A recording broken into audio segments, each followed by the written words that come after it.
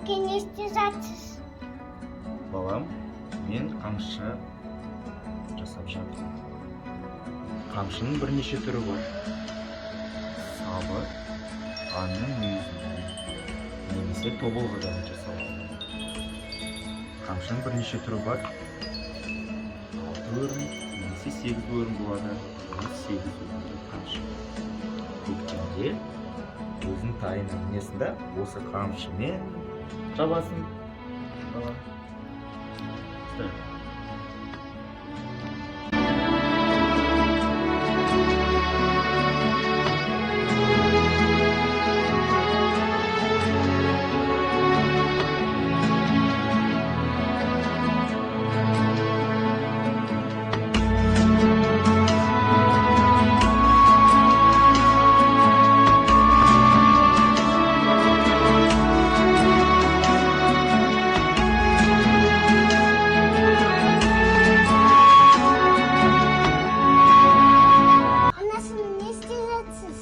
Балам, мен саған ою-өрнек бар күрпеше тігіп жадым.